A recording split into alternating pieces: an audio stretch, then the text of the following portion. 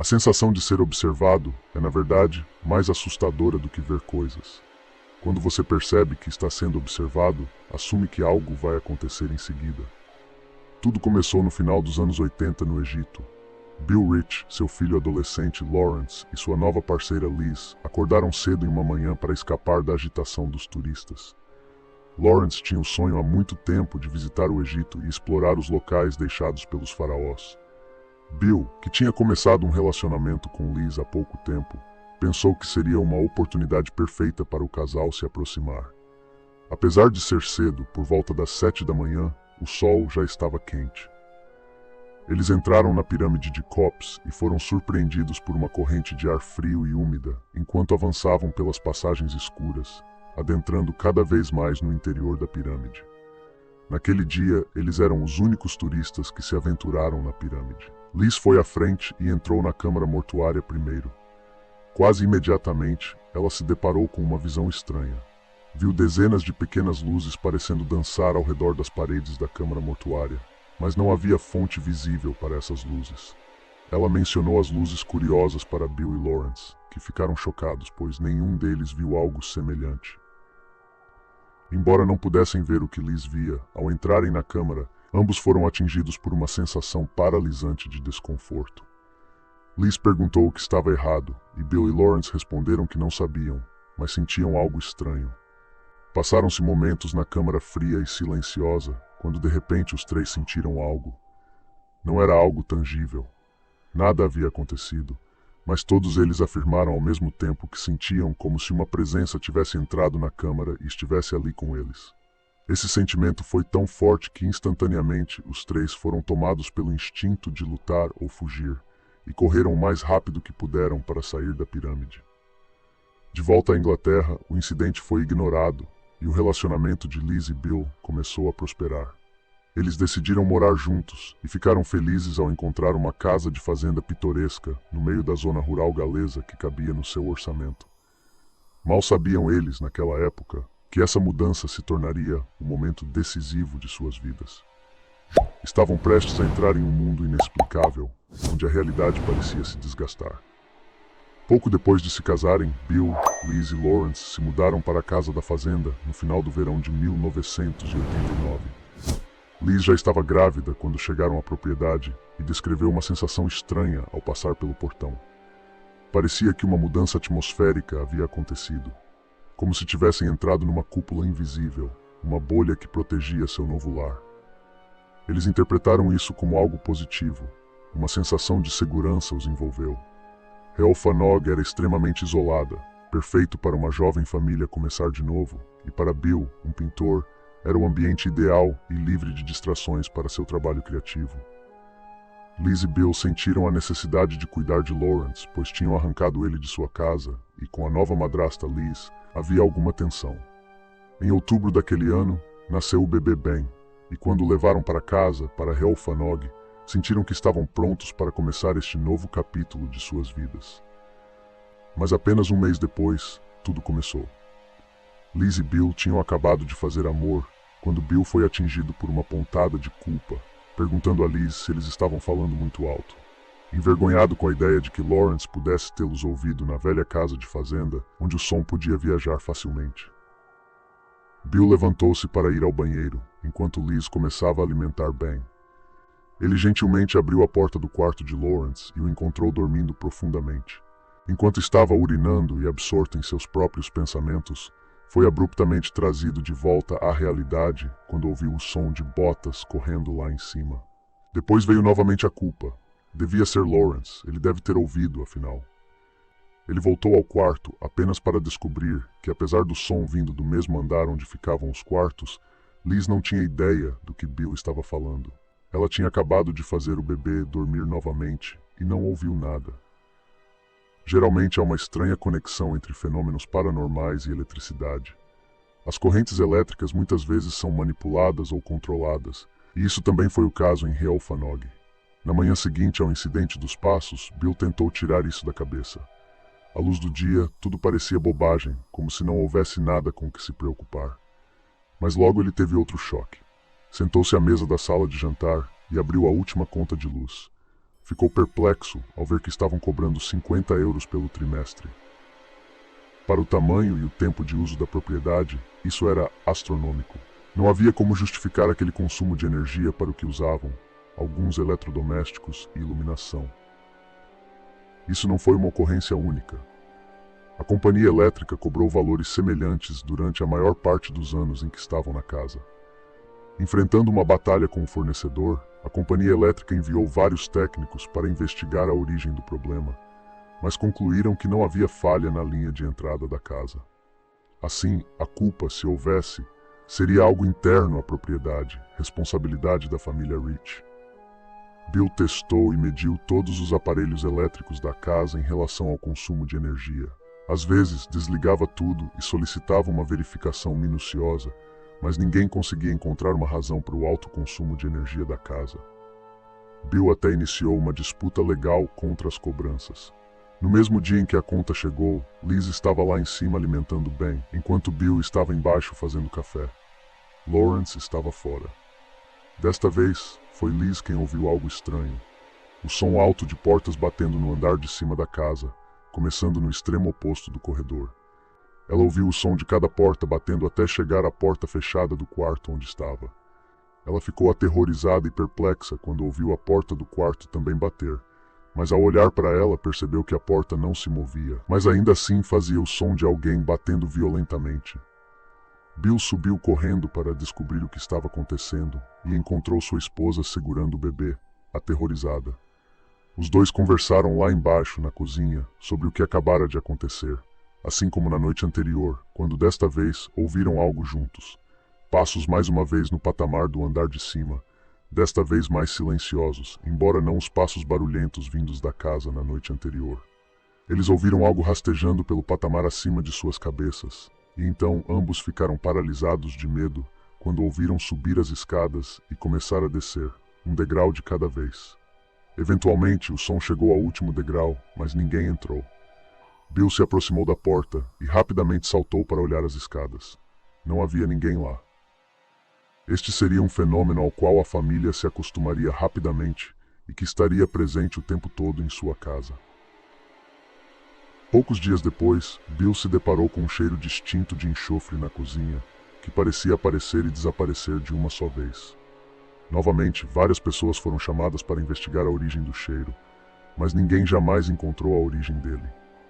Através das várias recontagens desta história, Bill e Liz muitas vezes sugeriram que começaram a pensar que havia uma maldição, se não sobre eles próprios, sobre o lugar que agora chamavam de lar. Ao longo dos primeiros meses de 1990, essa maldição, como a chamavam, tornou-se conhecida. O trabalho de Bill de repente começou a esgotar-se. Um pintor que já foi bem sucedido e com muitos clientes estava tendo pedidos cancelados no último minuto sem explicação e uma contínua falta de contato de novos clientes. A bateria do carro da família ficava descarregada rotineiramente sem motivo aparente. Isso, combinado com a situação financeira cada vez mais preocupante em que a família Rich se encontravam rapidamente, levou-os a vender seu carro, isolando-os ainda mais do mundo exterior. Depois houve as estranhas ocorrências com os animais.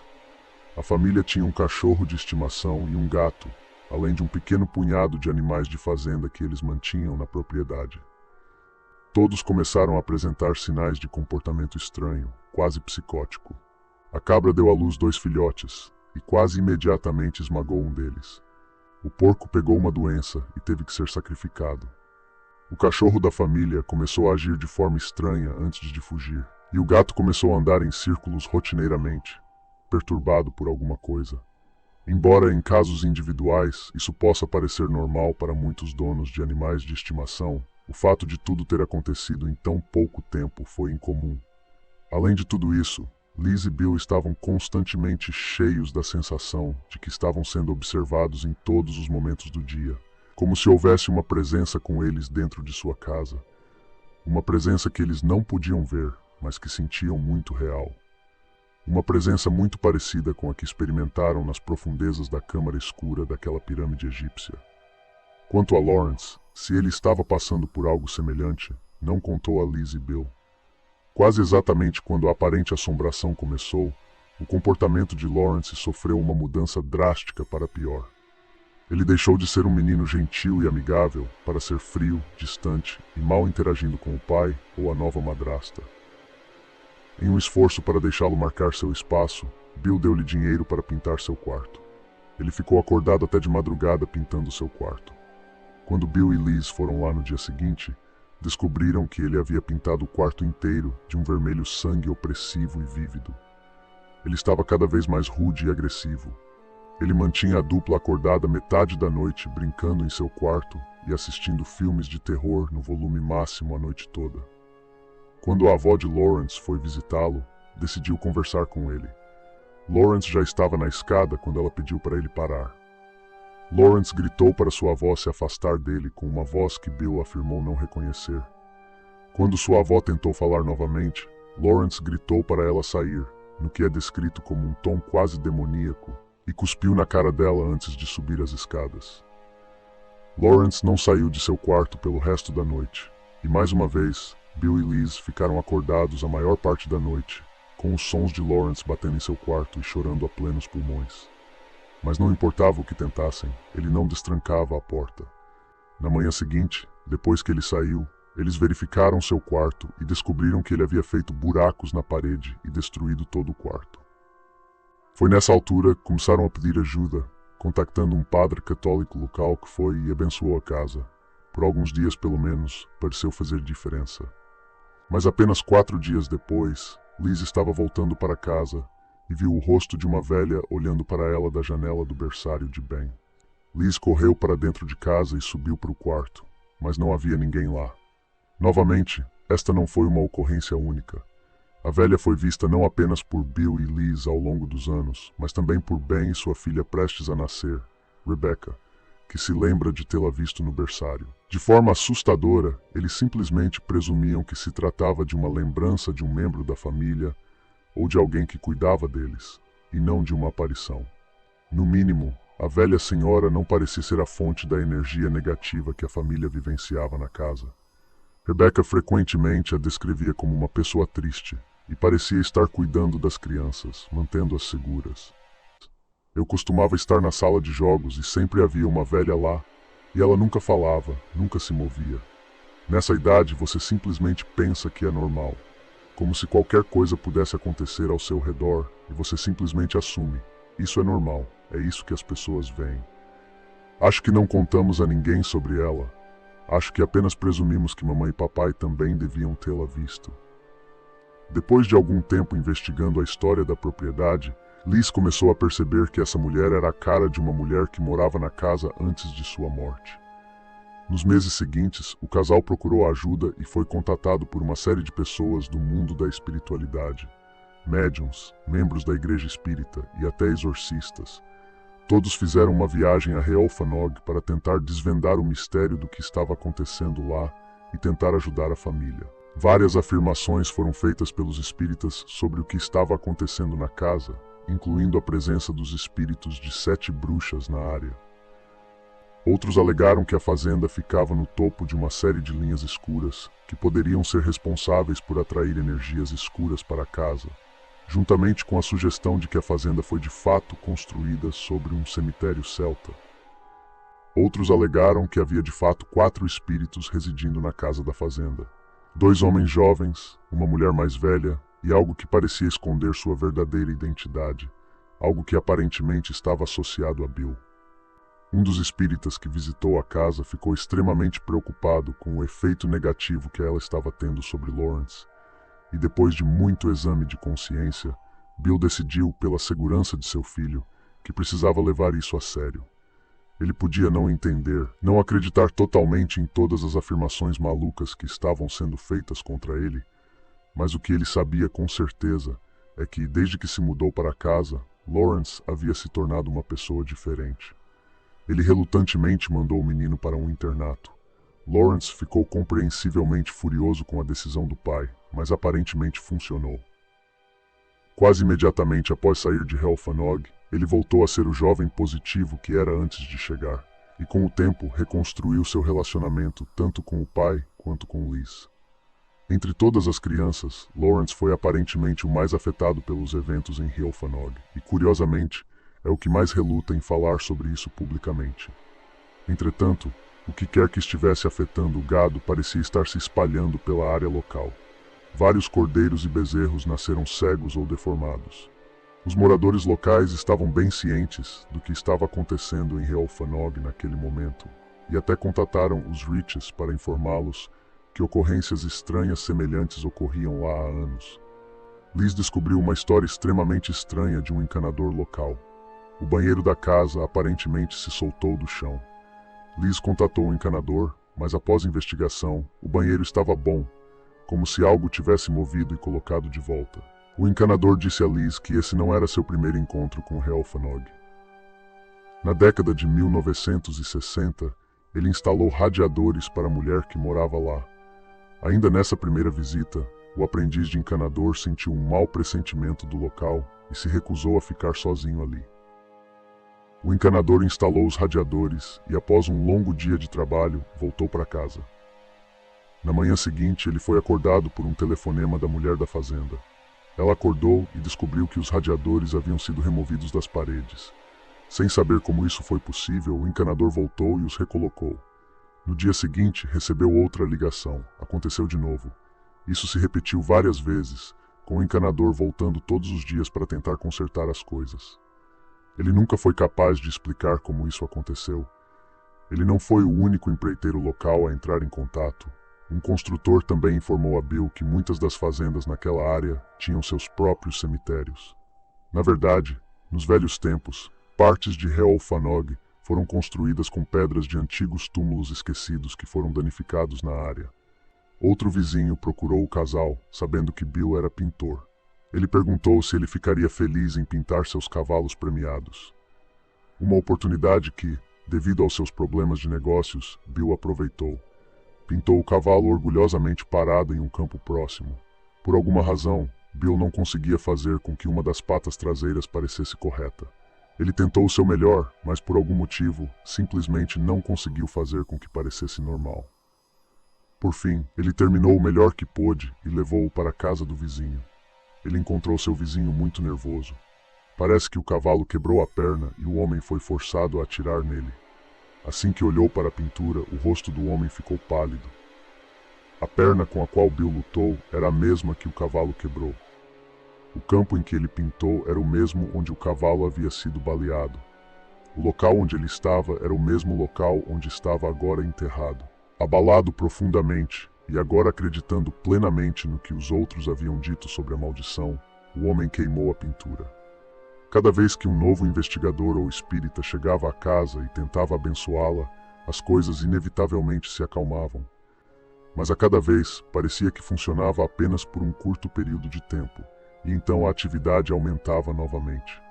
Foi há cerca de um ano morando lá que Liz começou a ver alguém fora da fazenda, parado no jardim, parcialmente coberto por árvores. Ela olhava para cima e via essa pessoa parada ali calmamente, observando.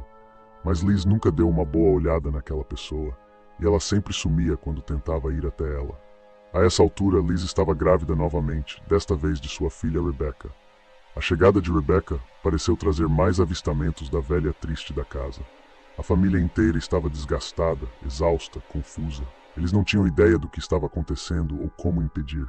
Logo depois do Natal de 1990, Liz viu algo que a levou ao limite. Parada ali em sua casa estava uma figura assustadora de 2,10 metros de altura, com uma cabeça de formato estranho. Essa aparição, mais do que qualquer outra, fez o sangue de Liz gelar, e ela sentiu a sensação de maldade. Ela então decidiu que precisava tirar sua família de casa. A família retirou-se para a casa da mãe de Liz. Enquanto estava lá, o casal entrou em contato com mais líderes religiosos, na esperança de que alguém pudesse ajudar. E embora antes não fossem estritamente religiosos, a dupla recorreu ao cristianismo como uma forma potencial de sair do inferno em que agora se encontravam. Embora a estranha atividade não parecesse acompanhá-los a um grau tão extremo, houve alguns incidentes estranhos a serem observados durante o tempo que passaram na casa da mãe de Liz. Poços de água começaram a aparecer na casa, mas aparentemente sem sinal de vazamento. O mais interessante é que a mãe de Liz encontrou em sua casa um pingente que parecia ser de origem egípcia. Presumindo que fosse de Liz, Ela o devolveu, apenas para Liz ficar igualmente perplexa. Ela também nunca tinha visto aquilo antes. Quando Bill pegou o pingente, foi atingido pelo que descreveu como um choque elétrico e o deixou cair. Profundamente perturbado com isso, Bill destruiu o pingente. A família retornou a Helfanog, desta vez levando consigo o ministro batista, David Howard, e a autoproclamada satanista, Anita Deacon, em duas ocasiões distintas. Quando Howard e Deacon dirigiram-se para a fazenda, pássaros bateram no para-brisa enquanto eles dirigiam. Durante o tempo que passou na casa, as pinturas de Bill passaram de alegres e serenas a sombrias e opressivas. Howard acreditava que certos objetos dentro de casa podiam estar alimentando a energia interior, e fez Liz e Bill queimarem uma série de seus pertences, incluindo uma série de livros que Bill colecionou ao longo dos anos sobre espiritismo e ocultismo, e mais notavelmente uma pintura em que Bill estava trabalhando, uma que continha a imagem de um olho que tudo vê. Liz passou por um de seus incidentes mais perturbadores nessa época. Ela continuou sendo acordada pelo som do gato fazendo barulhos estranhos, em algum tom entre um ronco e um ronronar. Uma noite, ela ouviu algo vindo debaixo de sua cama. Ela jogou um travesseiro por baixo para incomodar o gato, mas isso não impediu o barulho. Liz se levantou e percebeu que o som não vinha debaixo da cama. Estava vindo da janela. Além do mais, ela percebeu que não era o som de um gato.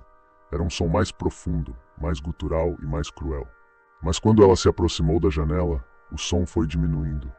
Ela abriu as cortinas e o som parou. Não havia nada lá. O som continuou a ser ouvido por Liz, causando-lhe muitas noites sem dormir nas semanas seguintes. Ela nunca foi capaz de identificar a fonte.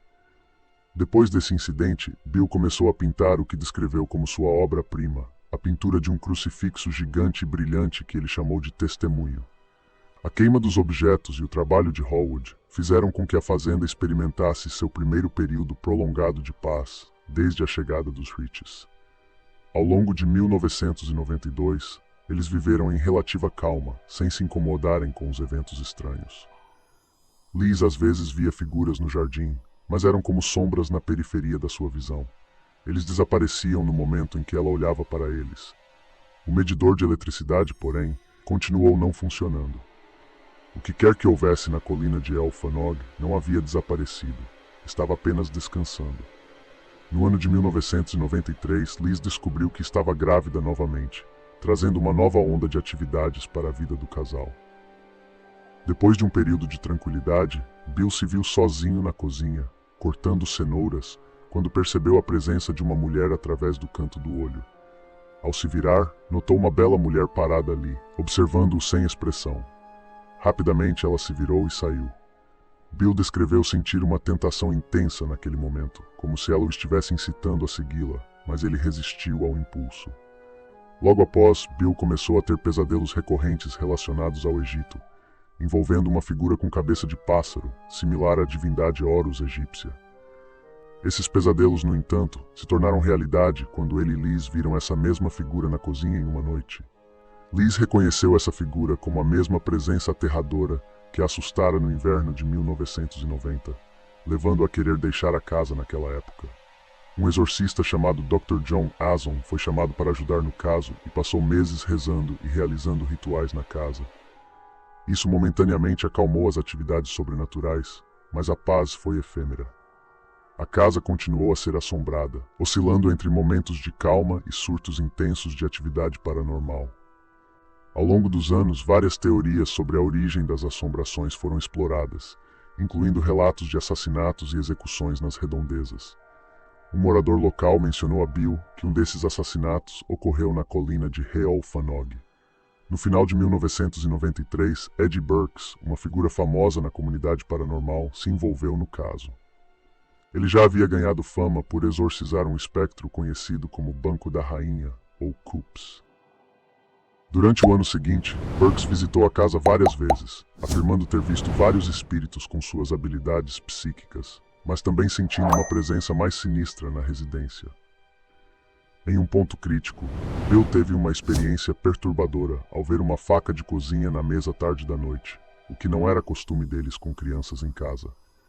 Pensamentos obscuros invadiram sua mente, incluindo ideias de morte e violência.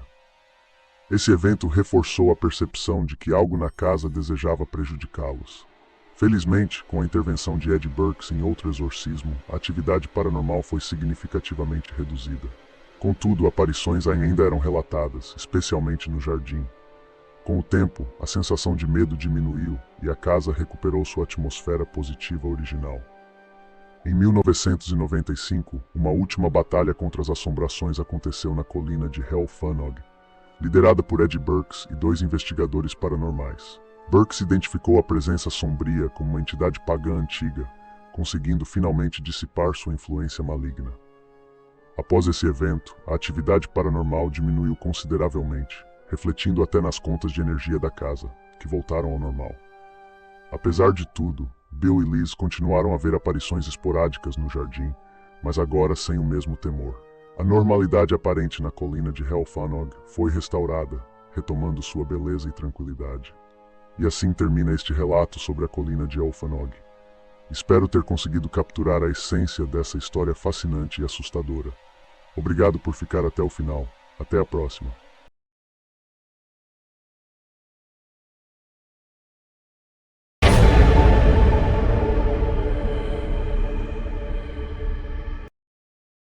Doris abriu os olhos e observou o quarto ao seu redor. Era tarde. Embora não pudesse ver o relógio de onde estava deitada, o silêncio na casa e na rua indicava que era tarde da noite.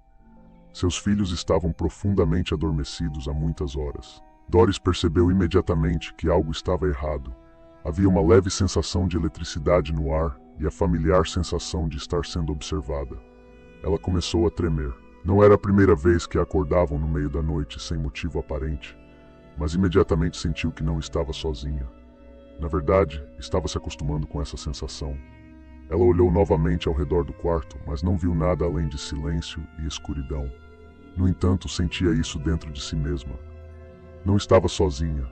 Não importava o que seus olhos lhe mostrassem. Decidiu sair do quarto o mais rápido possível. Antes mesmo de se levantar, algo a segurou com força, puxando seus braços juntos pelo pulso. Ela tentou mover a parte inferior do corpo para fora da cama, mas alguém agarrou seus tornozelos, puxando suas pernas com força. Doris tentou gritar, mas não conseguiu. Na escuridão, quase distinguiu a forma de uma figura parada sobre sua cabeça, baixa e ligeiramente curvada enquanto a segurava. Era difícil descrever, mas parecia que a pessoa não estava realmente ali, apenas o contorno de um ser humano. Mais uma vez, viu uma forma semelhante na escuridão perto de seus pés. Seus olhos percorreram a sala, aterrorizada e procurando uma saída. Este caso inspirou o livro e o filme A Entidade, mas são recontagens fictícias do que aconteceu com Doris Bither e sua família. É hora de conhecer a verdadeira história de A Entidade.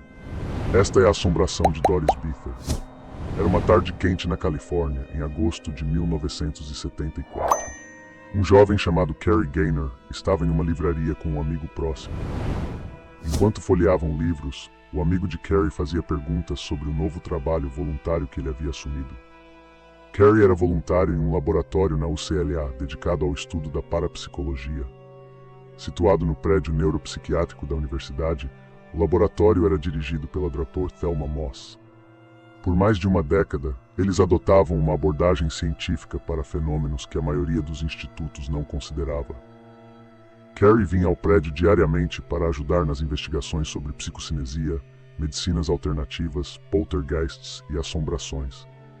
Compreensivelmente, o amigo de Cary tinha muitas perguntas, e ele estava explicando detalhadamente um caso recente envolvendo uma suposta casa mal assombrada em que havia trabalhado. Sem saber, alguém estava ouvindo a conversa do outro lado do corredor.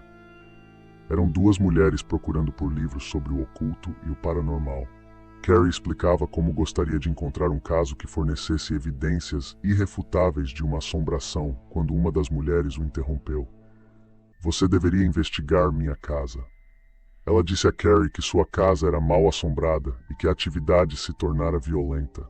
Cary, surpreso com a franqueza da mulher, pegou seu contato e prometeu entrar em contato em breve, explicando que a investigação seria gratuita, desde que pudessem usá-la como parte de sua pesquisa. Rapidamente, Cary voltou ao laboratório e informou ao assistente de pesquisa com quem trabalhava diretamente, Dr. Barry Taff.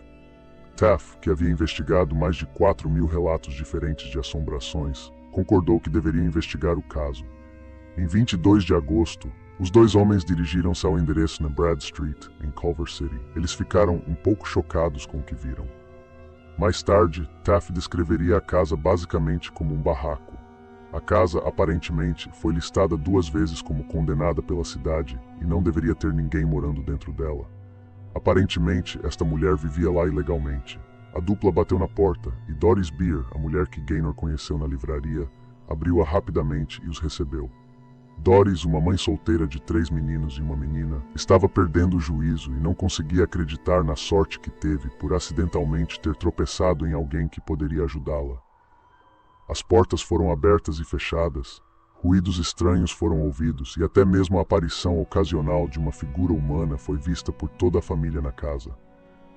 Mas não era por isso que Doris estava tão desesperada por ajuda. Ela disse a Taff e Gaynor que havia sido abusada sexualmente em diversas ocasiões por uma pessoa que ela não conseguia ver. Informou aos investigadores que havia 3 entidades que pareciam assombrar sua família, 2 pequenas e uma grande. Mas todos os 3 eram fisicamente fortes e capazes não apenas de tocá-los fisicamente, mas também de realizar ataques violentos. As 2 entidades menores pareciam estar obedecendo às ordens da maior, restringindo Doris para que a entidade maior pudesse fazer o que quisesse com ela. Taff virou-se para Gaynor e pediu para falar com ele em particular. Embora tivesse ouvido alegações de toques sexuais em aparentes fenômenos paranormais, nunca tinha ouvido nada tão vívido, perturbador e totalmente inacreditável quanto o que Doris estava expondo aos investigadores.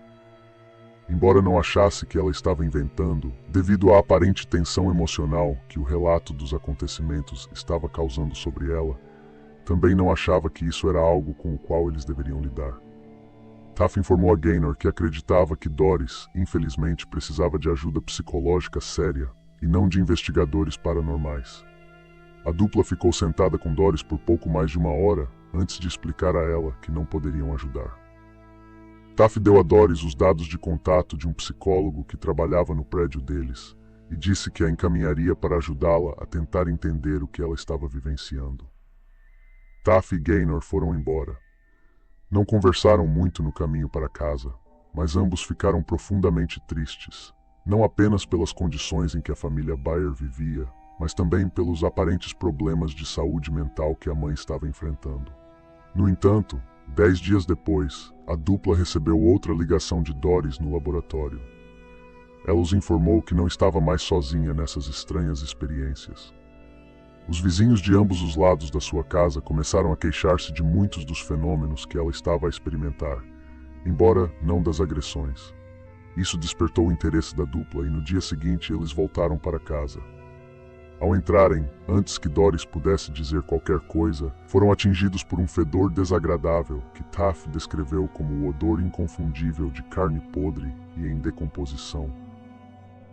Doris informou-lhes que a atividade se tinha tornado cada vez mais frequente desde a última visita. Sendo um dia quente de agosto, a casa estava quente porque não tinha ar-condicionado. Mas enquanto Doris conduzia a dupla para seu quarto, onde ela afirmava que a maior parte da atividade estava acontecendo, eles foram atingidos por uma parede de ar frio no segundo em que entraram. Com muito frio, o trio então se retirou para a cozinha, enquanto Doris continuava a informar os investigadores sobre os estranhos acontecimentos que estavam acontecendo, não apenas em sua casa, mas também na de seus vizinhos. Quando de repente, diante dos olhos dos homens, eles viram uma das portas baixas dos armários da cozinha aparentemente ser aberta sozinha. O mais chocante é que isso foi rapidamente seguido por uma frigideira voando para fora do armário, subindo no ar antes de cair no chão em forma de arco. A dupla ficou em um silêncio atordoado. Doris sentiu-se justificada, mas Taff suspeitou. Obviamente, eles não haviam levado a sério a história de Doris na primeira visita, e ele estava preocupado com o fato de Doris ter, de alguma forma, preparado aquela exibição para eles. Mas não havia mais ninguém na cozinha. A dupla investigou cuidadosamente o armário, em busca de molas ou cordas que pudessem explicar o que viram. Não encontraram nada. Doris informou que esta não era a primeira vez que objetos eram atirados. Em uma ocasião, a caixa de fusíveis parecia ter sido arrancada da parede e atirada, e em várias ocasiões, velas espalhadas por toda a casa foram vistas voando pelo ar. Na maioria das vezes, esses objetos pareciam ter sido atirados na direção de Doris. Taff decidiu então que afinal poderia haver algo na história de Doris, e isso deu início a uma investigação completa sobre a assombração de Doris Beep. Toda a vida da família virou de cabeça para baixo quase instantaneamente. A casa escura e degradada estava agora lotada diariamente com até 25 pessoas ao mesmo tempo, a maioria pesquisadores de parapsicologia e estudantes da universidade, além de um punhado de fotógrafos. Parece que os ataques de natureza sexual cessaram imediatamente assim que a investigação começou, embora o seu filho mais velho tenha relatado que numa noite testemunhou a sua mãe a ser espancada por uma força invisível. Quando ele correu para ajudá-la, foi fisicamente jogado do outro lado da sala por quem quer que estivesse atacando, caindo no chão. As pessoas dentro de casa relataram experiências familiares que frequentemente vemos em casos de poltergeist. Portas abrindo e fechando sozinhas, sons estranhos sendo ouvidos pela casa e mudanças repentinas de temperatura em toda a propriedade. A ocorrência mais comum que os investigadores relataram ter testemunhado foi a presença de luzes estranhas e inexplicáveis na casa. Eles começaram a ver essas bolas de luz verde-amareladas que se espalhavam rapidamente pelas salas e em todas as direções diferentes. Taff os descreveu como tendo uma substância semelhante ao plasma e do tamanho de um punho humano. Gaynor e Taff não conseguiram encontrar nenhuma fonte para essas luzes, então seu primeiro pensamento foi que elas deviam estar vindo pela janela de alguma forma, talvez refletidas pelos carros que passavam. Assim, afixaram cartazes pretos nas paredes do imóvel, presos com fita adesiva, que isolavam todas as fontes externas de luz. No entanto, isso não apenas não parou as luzes, mas também as tornou mais visíveis à medida que eram iluminadas em sua casa, agora escura. As luzes também pareciam estar reagindo de alguma forma aos investigadores da casa. Num certo momento, Gaynor afirma que falou com uma luz que estava disparando ao lado de uma parede. Suspeitando que talvez alguém a estivesse projetando de alguma forma, ele instruiu a luz a se afastar da parede. Para sua surpresa, ela o fez, movendo-se para o centro da sala e girando no mesmo lugar. No entanto, Taff parecia menos impressionado com a aparente sensibilidade das luzes. Ele tentou se comunicar com os espíritos, se é que essas anomalias visuais eram de fato, pedindo-lhes que manipulassem luzes ou criassem sons para responder sim ou não a perguntas. Mas embora parecessem ter obtido algumas respostas, ele alegou que não faziam sentido e, na maioria das vezes, as rejeitou por não serem provas convincentes. As luzes e outros fenômenos estranhos estavam tendo um efeito profundo nos outros investigadores, que nunca haviam testemunhado nada desse nível antes. Gaynor diz que num certo momento eles ouviram um baque forte na sala oposta. Eles correram para encontrar não um, mas 2 dos investigadores do sexo masculino desmaiados ao testemunhar as bolas de luz disparando ao redor deles. Tentativas foram feitas repetidamente para capturar esse fenômeno na câmera. O fotógrafo profissional Dick Thompson esteve no local várias vezes tentando capturar uma boa imagem das luzes. Ele afirmou que era extremamente difícil devido aos seus movimentos erráticos, que às vezes ele descrevia como quase violentos. No entanto, várias fotos foram tiradas dentro da propriedade. A mais famosa parece mostrar Doris encolhida em sua cama, com vários investigadores ao seu redor. Acima dela parece haver um arco de luz. Gaynor explicou que esse arco não era o que eles estavam vendo pessoalmente. Eles podiam ver uma bola voando. Ele suspeita que a baixa velocidade do obturador da câmera simplesmente criou um rastro, demonstrando para onde a luz se moveu. Uma segunda foto captura uma anomalia visual semelhante, com 2 arcos aparentemente se cruzando. Os negativos dessas fotos foram enviados para a revista Popular Photography. O editor da revista autenticou os negativos das fotografias, alegando nunca ter visto nada parecido e não saber explicar o que via nas fotografias. Estas seriam as únicas imagens de aparentes fenômenos paranormais que a prestigiada revista publicaria. Algumas semanas depois do início do caso, quando os investigadores testemunharam o que muitos deles descreveram como o momento mais aterrorizante de toda a investigação, uma noite Doris estava sentada em sua cama novamente.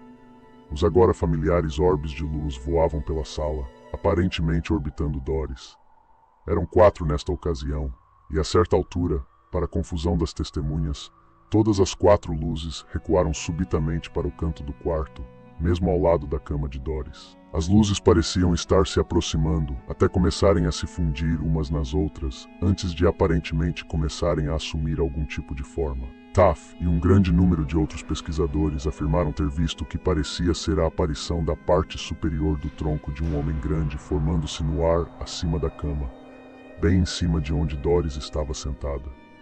Ela olhou para ele, boquiaberta com o que estava testemunhando. Os investigadores finalmente tiveram um vislumbre do que Doris alegou que a estava atacando semanas antes. Após este evento, todos os investigadores foram convidados a apresentar relatórios individuais do que tinham visto, e aparentemente todos escreveram os acontecimentos de uma forma quase idêntica. No entanto, apesar das câmeras dispararem constantemente durante o evento, nada foi capturado em filme. A falta de provas fotográficas decentes estava tornando-se uma parte cada vez mais frustrante da investigação, e foram trazidas câmaras de filmar para tentar capturar imagens em movimento dos fenômenos. Mas isso também se mostrou infrutífero. Apesar do que podiam ver com os olhos, a equipe estava tendo dificuldade em capturá-lo definitivamente diante das câmeras. Às vezes era quase como se algo estivesse bloqueando a capacidade da câmera de tirar fotos. Como Gaynor descreve, em um estranho incidente, uma noite, Doris começou a gritar que a aparição estava em seu quarto. A equipe correu até lá. Doris apontou mais uma vez para o canto do quarto e disse: "Está aí." Mas eles não conseguiam ver nada. Gaynor tinha uma câmera Polaroid. Ele apontou a câmera para a parede e tirou uma foto. A imagem saiu completamente descolorida, presumindo que estava simplesmente superexposta. Gaynor perguntou se ainda estava no canto. Ela disse que sim. Então ele pegou outra Polaroid. Novamente, nada estava visível na imagem. Depois de alguns segundos, Doris afirmou que a aparição havia desaparecido. Gaynor tirou 2 fotos novamente da curva em rápida sucessão. Ambas saíram perfeitamente bem. Momentos depois, uma brisa fria repentina passou pela casa e pela porta do quarto, seguida por um cheiro tão forte que fez alguns membros da equipe vomitarem. Gaynor tirou outra Polaroid na direção de onde vinha a brisa. Mais uma vez, a imagem estava quase completamente desbotada, exceto pelo que parecia ser a parte inferior da porta. Na frente dele havia o que parecia ser uma pequena bola de luz. Vários momentos se passaram antes que Doris gritasse novamente. Ela alegou que a aparição estava agora bem na frente do seu rosto, esse contorno humano já familiar a poucos centímetros dos seus olhos. Mais uma vez, Gaynor tirou 2 fotos, que ficaram com uma aparência descolorida, parecendo estar centradas no rosto de Doris. Assim que a entidade recuou e desapareceu, Gaynor tentou tirar outra foto, e a imagem saiu bem, exceto por um estranho arranhão na frente do rosto de Doris. Aparentemente um artefato da equipe que tentava limpar a foto mais tarde. De volta ao laboratório de parapsicologia, a doutora Moss estava um pouco cética em relação a tudo aquilo, preocupada com o fato de tantos dos seus pesquisadores terem se dedicado a esse caso por tanto tempo. No entanto, ela confiava em Taff e permitiria que a pesquisa continuasse por enquanto. Ela não via razão para que Taff ou qualquer um de seus alunos mentisse sobre o que estavam vivenciando, mas sentia que deveria haver alguma explicação. Taff disse a ela que não entendia o que estava acontecendo na casa. Tudo o que ele sabia era que eles viam repetidamente coisas que não conseguiam explicar. Alguns dias depois, tarde da noite, Doris ligou para Taff em lágrimas. Ele chamou Gaynor e os dois foram para a casa dos Beather por volta da meia-noite para encontrar o lugar em ruínas. Todos os grandes postes e fita adesiva foram arrancados das paredes com tanta violência que cobriram o chão com tinta e gesso. Taff pensou que, embora fosse possível que Doris os tivesse derrubado, ele a descreveu como uma mulher pequena e frágil e ficou surpreso por ela ter forças para fazer isso. Ela parecia genuinamente traumatizada quando eles chegaram e gritava ao vê-los sendo arrancados das paredes. Mas ainda havia uma parte de Taff que suspeitava que ela pudesse ter feito isso para obter mais atenção, algo que ele testemunhou enquanto investigava outros casos paranormais. A investigação continuou depois disso, embora a atividade parecesse começar a diminuir a cada semana que passava. Eles continuaram a coletar dados, trazendo Gookhounds. Em certo momento, a equipe afirmou que captaria radiação de fundo normal por toda a casa. No entanto, quando qualquer atividade estava ocorrendo, os contadores não mostravam absolutamente nada, como se toda a radiação de fundo fosse temporariamente sugada para algum tipo de vazio. Eles tentaram rastrear a origem dos odores fortes que apareciam e desapareciam aleatoriamente. Mas apesar de verificarem embaixo da casa, no encanamento e em qualquer lugar onde um animal em potencial pudesse ter entrado e morrido, eles nunca foram capazes de encontrar uma fonte. Eles experimentaram uma experiência igualmente frustrante durante a tentativa de coletar dados sobre as quedas de temperatura. Sempre que tentavam usar equipamento térmico em um desses pontos frios, a temperatura seria considerada totalmente normal. No final da investigação, a doutora Moss compareceu à casa uma noite. Ela não testemunhou um único incidente durante o seu tempo lá. Embora a equipe já tivesse afirmado que as coisas pareciam estar começando a se acalmar, ela estava começando a suspeitar fortemente que deveria pôr fim a todo esse evento. E não pôde deixar de notar que Doris, embora aparentemente estivesse experimentando algo, também não era a pessoa mais estável. Seus aparentes problemas com a bebida tornaram-se evidentes para Taff, quase desde o momento em que a conheceram. Mas com o passar das semanas, Taff percebeu algo interessante a esse respeito. Relacionado ao fenômeno, sempre que Doris bebia muito, a atividade na casa aumentava. Quando ela ficava sóbria, especialmente por um longo período de tempo, a atividade se acalmava drasticamente. Isso alimentou a teoria de Taff de que não era obra de nenhum tipo de fantasma ou ser de outro mundo, mas um fenômeno criado por essa mulher que simplesmente não temos como explicar ainda. No entanto, a doutora Moss não precisou encerrar a investigação. Nos últimos meses, Doris vinha guardando todo o dinheiro que podia para tirar a família de lá. Ela ainda acreditava firmemente que sua casa era mal assombrada e, sem contar a equipe de investigação, pegou sua família e mudou-se rapidamente, essencialmente encerrando o caso. Durante a investigação, um escritor chamado Frank De Felita começou a conversar regularmente com Doris sobre o que estava acontecendo em sua casa e estabeleceu um relacionamento bastante próximo com ela. Embora ele não tivesse planos formais de escrever sobre o caso de Doris naquela época, ele certamente estava de olho nos acontecimentos com essa possível intenção em mente. Embora Doris não tenha mantido contato com o Dr. Taff, ela manteve contato com Frank e, com sua permissão, ele revelou aos investigadores para onde ela havia se mudado. Por que ela fez isso depois de aparentemente se mudar e tentar começar de novo? Bem, parecia que a mudança não ajudou nem um pouco a Doris e sua família. Poucas semanas depois de Doris se mudar para sua nova casa, o fenômeno recomeçou. Curiosamente, mais uma vez, ambas as casas de ambos os lados da nova casa de Doris relataram o mesmo tipo de fenômeno. Os vizinhos não tinham ideia do que Doris havia passado. Eles estavam apenas confusos e não fizeram a ligação com a nova vizinha, que manteve sua história em segredo, preocupada que sua nova comunidade pensasse que ela estava louca. Ela estava quase tentando enterrar a cabeça na areia e torcer para que não voltasse aos mesmos níveis. Mas tanto Doris quanto seus vizinhos relataram que armários e portas abriam e fechavam sozinhos, lixo era jogado no chão, aparelhos elétricos eram desligados e ligados aleatoriamente. Os investigadores visitaram sua nova casa e o que se seguiu foi o que consideram um dos momentos mais assustadores de toda a investigação. Eles apagaram as luzes. Taff tinha um gravador com um microfone próximo a ele, colocado bem perto de sua perna.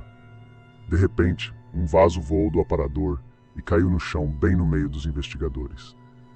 Assim como aconteceu com a frigideira todas aquelas semanas antes, nada mais parecia acontecer.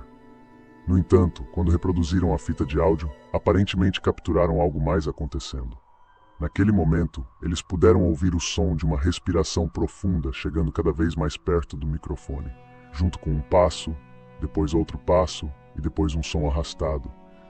Isso se repetiu conforme o som se aproximava vez mais do microfone e então o gravador de áudio desligou-se. Ninguém na sala estava fazendo sons como esse e ninguém havia se aproximado do microfone. Perto do final do período em que Doris morou nesta nova propriedade, os investigadores estavam sentados com ela em seu quarto, com as luzes baixas. Eles cobriram mais uma vez as paredes com tábuas e fita adesiva. Quando de repente eles puderam ver o que havia acontecido naquela noite, Doris ligou para eles em lágrimas. Eles testemunharam a fita sendo puxada da parede, como se estivesse sendo arrancada por uma mão invisível. Muito rapidamente, as tábuas voaram e atingiram Doris na cabeça. Num movimento que imagino que não impressionou Doris, pediu o que quer que fosse para fazer de novo, e ela obedeceu, jogando outra prancha na direção de Doris. Isso foi o suficiente para Doris, que ainda parecia convencida de que poderia de alguma forma fugir do que quer que estivesse fazendo isso com ela. Ela arrumou a família novamente e mudou-se para San Bernardino.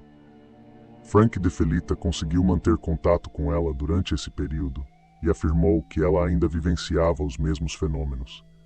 Antes que os investigadores pudessem alcançá-la, porém, ela se mudou mais uma vez, desta vez para o Texas, e cortou todo o contato com todos. Aparentemente, Taff não tinha ideia de que Frank estava escrevendo um livro sobre o caso deles, até que o contatou e pediu ao pesquisador que ajudasse a escrever os capítulos finais do livro, criando um enredo que expressava como Taff gostaria que a investigação realmente tivesse continuado. Seu próximo passo seria levá-la ao laboratório e realizar mais testes. Pelo que ele soube, Doris não buscou o mesmo nível de ajuda psiquiátrica retratado no livro e no filme, embora tenha sugerido isso no primeiro encontro. No entanto, ele afirmou que isso realmente transmite o nível de estresse e medo que ele testemunhava em Doris toda vez que interagiam. O escritor e Taff foram contratados como consultores técnicos para a adaptação cinematográfica de A Entidade, o que levou Taff a ser convidado para uma exibição do filme nos Fox Studios em 1983. Lá, para sua surpresa, ele viu Doris. A dupla teve um breve momento para conversar, durante o qual ela afirmou que gostou do filme. Taff teve a sensação de que ela estava desconfortável com a atenção que estava recebendo, mas grata por estarem tentando ajudá-la a contar sua história e a entender o que estava acontecendo com ela. Aparentemente, ela não divulgou nenhuma informação sobre o que aconteceu com ela desde que se mudou para o Texas, e essa foi a última vez que ele a viu. Nos anos seguintes ao caso, um grande número de pessoas alegou ter feito parte da equipe de investigação e espalhado desinformação sobre o assunto. Taff acusou várias dessas pessoas de simplesmente tentarem chamar a atenção. Enquanto isso, ele continuou a falar sobre o caso Bither e vários outros com os quais esteve envolvido ao longo dos anos. A revista Skeptical Inquirer publicou alguns artigos sobre o caso, concluindo que, embora não haja evidência de que o caso Bither seja uma fraude total, parece haver uma mistura de perturbação psicológica, poder de sugestão e habilidades de investigação deficientes. O próprio Taff afirma em diversas ocasiões que eles não eram muito versados em como usar o equipamento fotográfico, muitas vezes resultando em fotografias mal expostas. No entanto, ele também diz que fotógrafos profissionais foram contratados, mas eles também não conseguiram capturar nenhum dos fenômenos diante das câmeras. O Dr. Taff imediatamente rejeitou as alegações de agressão que Doris sofreu porque elas não ocorreram durante a investigação. Embora ele não possa ter certeza absoluta da causa dos incidentes, ele parece inclinar-se muito para a ideia de que Doris estava criando todos esses eventos em algum tipo de nível psíquico.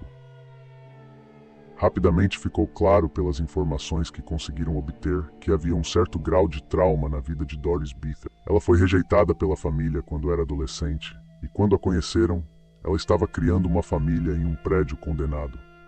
Era evidente que ela também tinha um problema com a bebida, e havia evidências que sugeriam que ela também poderia ter sido usuária de drogas, ou pelo menos no passado. Anos depois, o filho do meio, Brian, deu uma entrevista ao escritor Javier Orga. Ele alegou que ela foi expulsa pela família por viver um estilo de vida indisciplinado e ser rebelde quando jovem. Ela gostava de brincar com tabuleiros Ouija e realizar sessões espíritas antes de recorrer às drogas e ao álcool. Embora a entrevista que Brian deu tenha feito com que ele se contradissesse inúmeras vezes, o homem que conduziu a entrevista com Brian Harris não acredita que ele estivesse tentando enganá-lo intencionalmente. Sua entrevista foi confusa, mas ele parecia querer apenas deixar claro o tipo de pessoa que sua mãe era. Embora ela tenha gostado de uma bebida, Brian afirmou que ela não era a bêbada que os investigadores sugeriram que ela era. Houve sugestões de que as entidades estavam de alguma forma se manifestando através de sua mente e que eles atacaram os ex-homens livres porque ela tinha 3 meninos em casa. Mas Brian contesta isso, alegando que essas entidades eram muito reais e como ele mesmo as via. Esta entrevista foi aparentemente conduzida como parte de um livro que está sendo escrito sobre a história completa da vida de Doris Bither, mas pelo que posso dizer, nunca foi concluído. Seus outros 2 filhos também falaram sobre os acontecimentos. Quando os pesquisadores entrevistaram os outros 2 filhos de Doris, descobriram que Brian tinha uma relação com a bebida e as drogas semelhante à de sua mãe. No entanto, os outros 2 filhos apoiaram algumas das afirmações de Brian. Eles alegaram que houve algum nível de atividade paranormal antes de se mudarem para a casa condenada na rua Brad Street, incluindo movimentos de objetos e o aparecimento ocasional de algum tipo de aparição.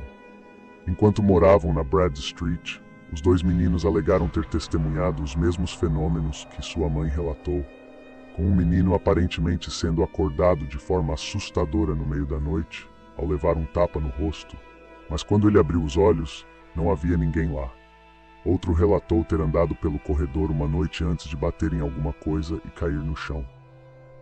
Ele afirmou que parecia que tinha acabado de tropeçar em uma pessoa, mas mais uma vez não havia ninguém lá. Terminamos a história com um incidente que os meninos alegaram ter acontecido poucos dias depois de se mudarem para a casa na Brad Street. Uma tarde, pouco depois de nos mudarmos, alguém bateu à porta. Doris atendeu e viu uma idosa mexicana parada diante dela. Ela aparentemente olhou fixamente para Doris por alguns segundos antes de dizer: "Você precisa sair. Eu morava aqui nesta casa velha quando era apenas uma fazenda e eu era uma menina. Há algo muito maligno aqui. Este lugar é mal assombrado e você precisa sair." Quando Doris perguntou do que ela estava falando, a mulher ficou em silêncio mortal e foi embora. Doris nem os meninos voltaram a ver a mulher. Doris morreria em 1999, aparentemente aos 59 anos, de insuficiência respiratória. Se esses incidentes a seguiram mais tarde na vida, aparentemente nunca saberemos. Obrigado por ficar comigo até o fim. Até a próxima.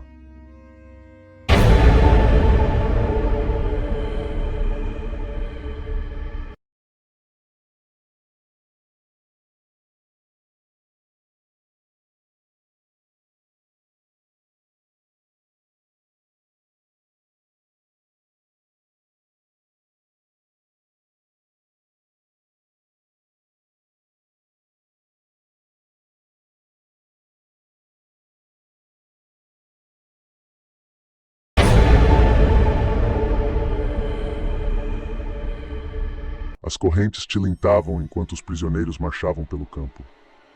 Já haviam sido conduzidos milhares de homens até aquele ponto, acorrentados nos pulsos e tornozelos. Passaram por uma terra pantanosa, no meio do nada, em algum lugar nas profundezas da República Tcheca.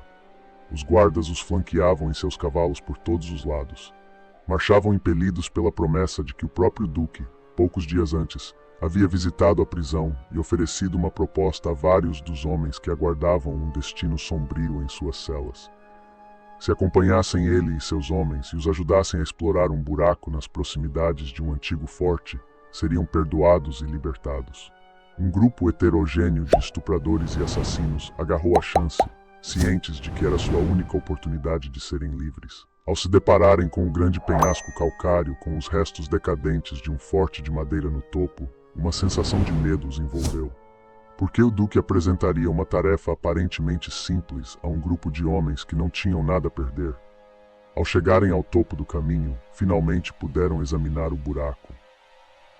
Os homens restantes, que ainda não estavam desconfiados e com medo, certamente agora estavam. Um dos guardas que os acompanhara até ali explicou o procedimento. Um por um, os homens eram lentamente baixados para dentro do buraco por uma corda. Sua missão era simples: alcançar o fundo do poço e depois relatar o que viram ao retornar. Começaram com o primeiro homem da fila e continuariam até que alguém alcançasse o fundo e pudesse contar aos guardas o que queriam saber. O primeiro prisioneiro se aproximou, um jovem que havia tirado a vida de outro pouco antes daquele dia. Sua vida mudou repentinamente naquele momento de raiva desenfreada e agora se via diante de um poço aparentemente sem fundo. Quando os guardas começaram a amarrar a corda em sua cintura, não havia esperança de vislumbrar o fundo. Tudo o que via era escuridão. Mas que escolha tinha? Se voltasse para sua cela, a morte certamente o aguardava. Pelo menos ali, tinha a chance de viver como um homem livre. Os guardas começaram a baixar o prisioneiro rapidamente. O mundo se tornou um lugar muito escuro para ele enquanto tremia na escuridão total. A terra o engoliu por completo. Guardas e prisioneiros se aglomeraram ao redor da borda do buraco, tentando ouvir ou ver qualquer coisa do homem que acabara de ser baixado. Mas depois de apenas alguns segundos, parecia que ele havia desaparecido. Não havia nada, apenas uma corda descendo na escuridão e um silêncio desconfortável. Isso até os gritos começarem. Os gritos do prisioneiro ecoaram pelas paredes do poço. Os guardas rapidamente agarraram a corda e começaram a içá-la de volta, os gritos se intensificando a cada esforço para trazê-lo de volta ao mundo exterior. Depois de algum tempo, viram o homem ainda gritando enquanto era retirado da escuridão. Mas algo estava diferente. Era difícil dizer, pois ainda estava sendo elevado, mas assim que os guardas o puxaram pela borda e o colocaram no chão, todos ficaram atordoados e em silêncio. O jovem de rosto sujo que haviam baixado há poucos minutos estava agora coberto de rugas profundas. Seu cabelo era grisalho e seus olhos estavam arregalados. Ele de alguma forma envelhecera décadas. Embora não tivesse alcançado o fundo, precisavam saber o que aconteceu. O que o fizera gritar? O que o fizera envelhecer tão rapidamente? Não conseguiram arrancar muitas informações dele. Mas ele fez referência a uma escuridão impenetrável, cheiros horríveis, e o mais alarmante, o som de gritos distantes que não eram os dele. Isso foi tudo o que conseguiram antes de suas palavras se tornarem um jargão indecifrável. O prisioneiro foi levado de volta por um único guarda, enquanto os outros preparavam o próximo para entrar no buraco. O primeiro prisioneiro foi levado na esperança de que, após algum descanso, pudesse revelar mais. Em 48 horas, estava morto. O que quer que tenha acontecido com ele naquele buraco, seu coração não aguentou. Neste vídeo, exploraremos um local na Europa com uma história incrivelmente rica de folclore e atividade paranormal aparente. Temos histórias de demônios, rituais pagãos, viagens no tempo, ocultismo, fantasmas e até nazistas. Tudo centrado em torno de um castelo em uma área remota da República Tcheca. Vamos cobrir eventos desde 800 d.C. até os dias atuais. É hora de mergulhar nas terríveis lendas do Castelo Hauska e no suposto portal para o inferno que ele protege. Hauska está localizado ao norte de Praga, em uma região pantanosa remota da República Tcheca. Embora o castelo esteja em um estado notável até hoje, o que está no terreno do Castelo Hauska não é a estrutura original. No final dos anos 800, o príncipe Lavori encontrou o local que se tornaria Hauska e decidiu construir um castelo de madeira, algo comum na época. Os historiadores sugerem que o príncipe pretendia que o forte fosse um lar para seu filho, mas o motivo exato de ter escolhido aquele local permanece envolto em mistério. Embora remota, a localização de Hauska atraiu pessoas ao longo dos anos, sendo um lugar que o povo eslavo e os celts consideravam lar ou ao menos visitavam. Existem algumas curiosidades sobre a localização do castelo Hauska que exploraremos mais tarde. Durante a construção do forte, ocorreu algo que causou problemas. A área circundante era composta por falésias calcárias, e Hauska não era exceção. Alguns sugerem que áreas de calcário pesado têm conexão com eventos paranormais. Durante a construção, o calcário se partiu, o que não é incomum. No entanto, a fenda deixada foi particularmente grande, e seu fundo era inatingível. Começaram a encher a fenda com pedras, mas nunca parecia começar a se encher. As pedras nem faziam barulho ao serem despejadas, como se nunca atingissem o fundo. Os eventos nesse momento parecem marcar o início dos relatos de coisas estranhas na área do Castelo Hauska. Os moradores locais chamavam o buraco de uma porta para o inferno. A maioria nunca se aproximava, especialmente à noite, mas alguns afirmavam que logo após a abertura do buraco, criaturas começaram a sair dele. Os seres mais comuns eram descritos como figuras escuras e sombrias, com grandes asas semelhantes a couro de morcego. Eles eram vistos rastejando para fora do buraco por aqueles que ousassem se aventurar perto dele, mas também foram avistados voando sobre a localização do forte por aqueles nos assentamentos mais próximos. Outros mencionaram uma série de criaturas que pareciam ser parte humanas e parte animais. Uma das mais notáveis dessas criaturas é descrita como uma estranha mistura entre um sapo, um cachorro e uma pessoa. Este salão do inferno e as feras subsequentes que pareciam estar escapando dele foram rapidamente responsabilizados pelos problemas que os habitantes locais estavam enfrentando. Aparentemente, os homens estavam sendo acometidos de doenças estranhas, o gado era encontrado morto ou, em alguns casos, estava sendo carregado durante a noite pelas criaturas do buraco, e muitas das colheitas na área começaram a falhar. A família do príncipe Lavori nunca se mudaria para a fortaleza de madeira. Aqueles que ficaram lá durante a construção fugiram rapidamente antes que ela pudesse ser concluída. O que quer que tenha acontecido aqui, parece haver mais do que mera superstição local, e os homens do príncipe deixaram a fortaleza abandonada para nunca mais voltar. Passariam cerca de 400 anos antes que alguém tentasse construir novamente no local.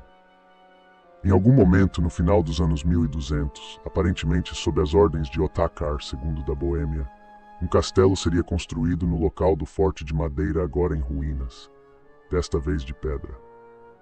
Houve algumas sugestões de que a intenção do Castelo Oska era funcionar como um edifício administrativo para a área local. Certamente, quando os homens chegassem ao local, eles saberiam da lenda da Porta do Inferno. As histórias não desapareceram nas últimas centenas de anos, em alguns casos até crescendo em intensidade. Eles estavam particularmente interessados neste poço, pois foram informados de que os moradores locais tentaram repetidamente preenchê-lo, mas não conseguiram sequer fazer um estrago. Foi então elaborado o plano para enviar prisioneiros para o buraco para ver se havia alguma verdade nesta história da porta para o inferno que se espalhava pelo interior da República Tcheca.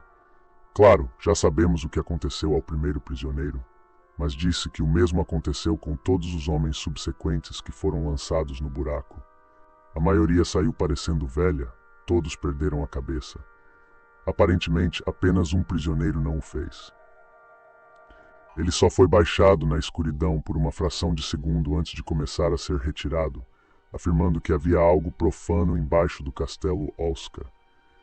Ele preferia enfrentar qualquer punição que pudesse vir de seus crimes, do que se aventurar ainda mais naquele buraco. Apesar de não conseguir desvendar o mistério do que havia dentro daquele buraco, a construção do castelo continuou. Lajes de pedra foram colocadas no topo do buraco, e sobre essas lajes eles construíram a capela do castelo, aparentemente numa vã esperança de manter sob controle qualquer mal que eles acreditavam existir ali. Isso também era uma prática comum da época, criar algo que fosse visto como positivo e sagrado para neutralizar alguma história sombria ou maligna que possa ter ocorrido em um local específico. Até hoje, permanecem vestígios dos quadros que foram criados nas paredes da capela. Parece haver imagens do arcanjo Miguel lançando um demônio ao chão, bem como, mais estranhamente, uma representação parte animal, parte humana nesta imagem.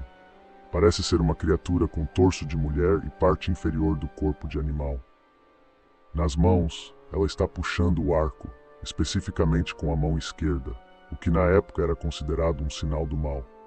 Mas é aí que podemos entrar em algumas das estranhezas que cercam a própria construção de Oska. O castelo foi renovado várias vezes ao longo dos anos, à medida que foi sendo transferido para a propriedade, o que leva a alguma confusão sobre quais elementos realmente representavam a aparência do castelo original.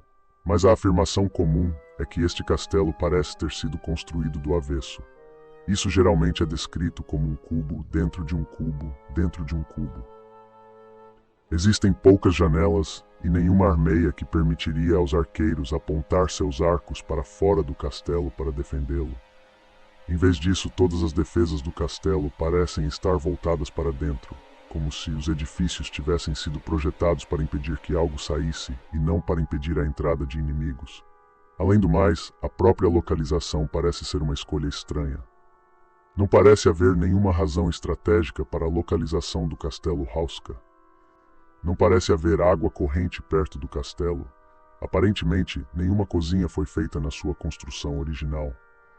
Não ficava ao longo de nenhuma rota comercial e ficava a alguma distância de qualquer assentamento.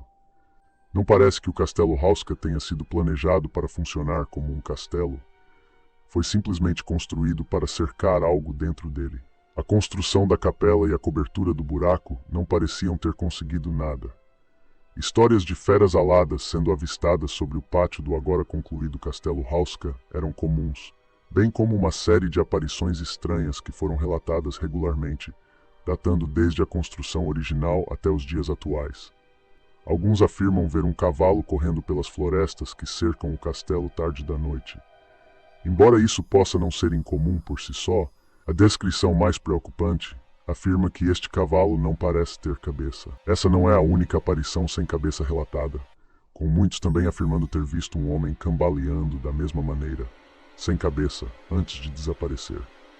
Em outras áreas do terreno ao redor do castelo, histórias circulam sobre pessoas que viram uma fila de prisioneiros, todos vestidos com túnicas pretas. Esses prisioneiros estavam acorrentados, emitindo sons enquanto se moviam. Perturbadoramente, eles são frequentemente descritos como carregando partes do corpo consigo. Algumas testemunhas afirmaram que essas partes do corpo eram suas. Uma matilha de cães é frequentemente relatada perseguindo os prisioneiros, mordendo-os enquanto caminham. Mas isso não impede os homens vestidos de preto, eles simplesmente continuam seu caminho. Outro fantasma mais tradicional que é regularmente avistado é o de uma bela mulher de longos cabelos escuros, toda vestida de branco. Ela é frequentemente vista andando sozinha pelos corredores superiores do castelo. A descrição dela vestida de branco será interessante quando entrarmos em outra história mais tarde. Conforme mencionado, ao longo dos anos, Hauska foi assumida por vários grupos. Há rumores de que o local no topo deste penhasco calcário foi usado no passado como um local de culto para os pagãos da região, e que o local se tornou uma espécie de campo de batalha espiritual à medida que o surgimento do cristianismo empurrou para fora as crenças tradicionais da região. Esta mistura de imagens pagãs e cristãs está presente até nas paredes da capela. É também um lugar para onde aqueles que têm interesse no ocultismo parecem ser atraídos. No ano de 1630, o castelo teria sido tomado por uma gangue de mercenários liderados por um homem chamado Oranto. Ele e seus homens são levados a estuprar e saquear os assentamentos vizinhos e a trazer de volta não apenas mercadorias, mas também pessoas para sua nova casa, o castelo Hauska. Mas por que Hauska? A história conta que Oranto tinha um grande interesse pelo ocultismo e pela alquimia. Os habitantes locais acreditavam que Oranto e seus homens estavam trazendo os aldeões sequestrados para o castelo para utilizá-los em rituais e experimentos. Eles acreditavam que Oranto já havia alcançado ou estava tentando completar um ritual de magia negra que lhe concederia a vida eterna, o que significava que ninguém seria capaz de deter o violento mercenário.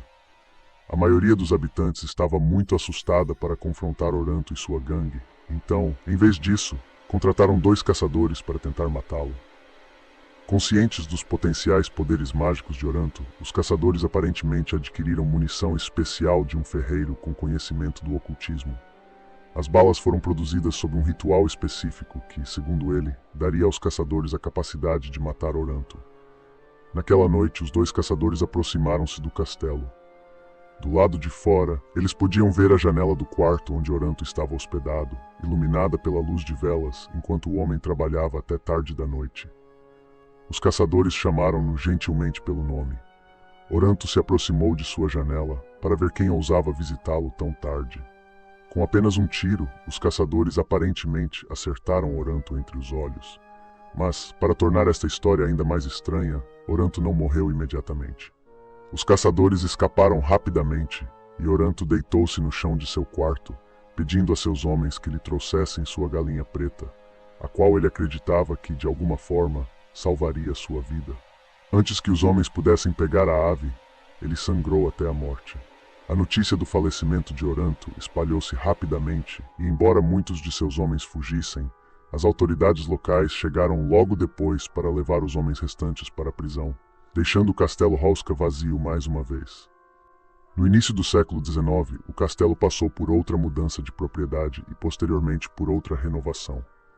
Isso nos remete à história de um trabalhador de manutenção que, certo dia, encontrou-se sozinho trabalhando perto da capela. Ele estava ocupado consertando uma parede quando ouviu algo, uma voz que não conseguia entender.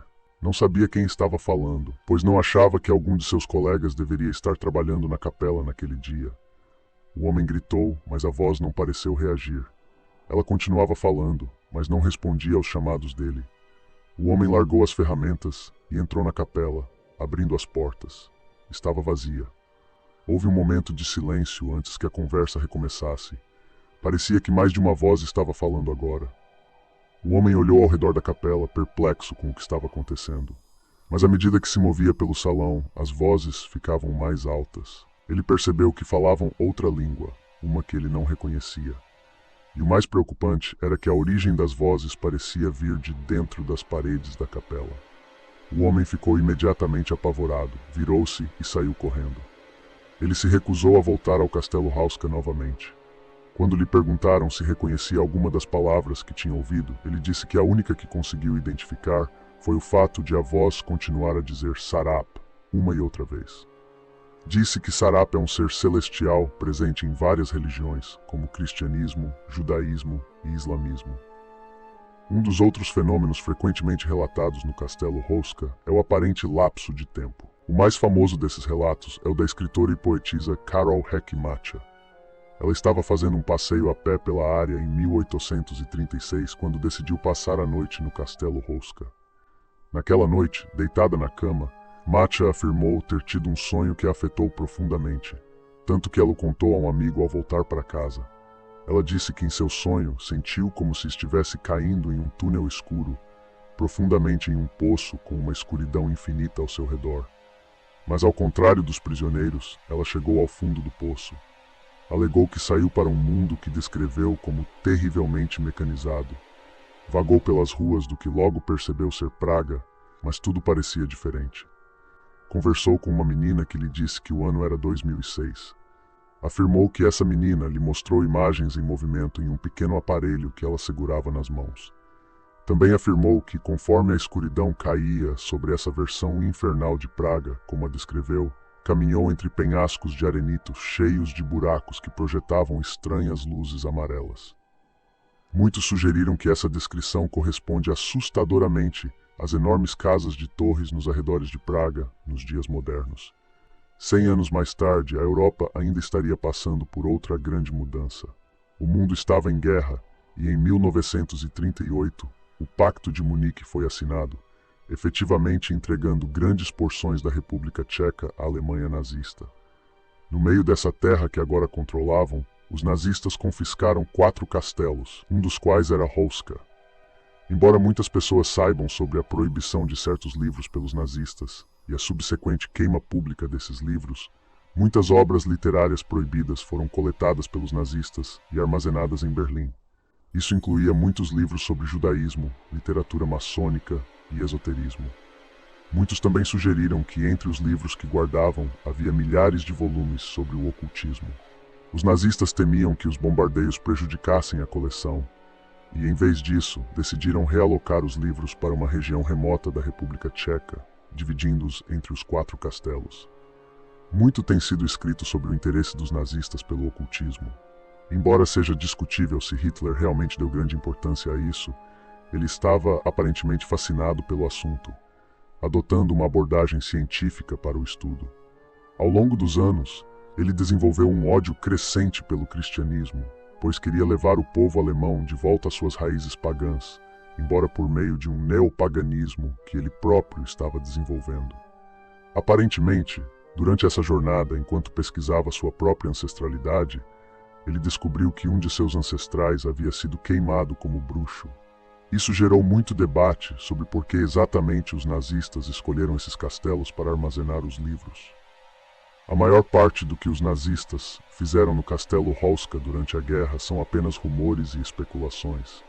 No entanto, muitos sugeriram que Hauska foi usado como um lugar para os nazistas trazerem mulheres polonesas e russas capturadas para iniciar o processo de criação do futuro da raça ariana.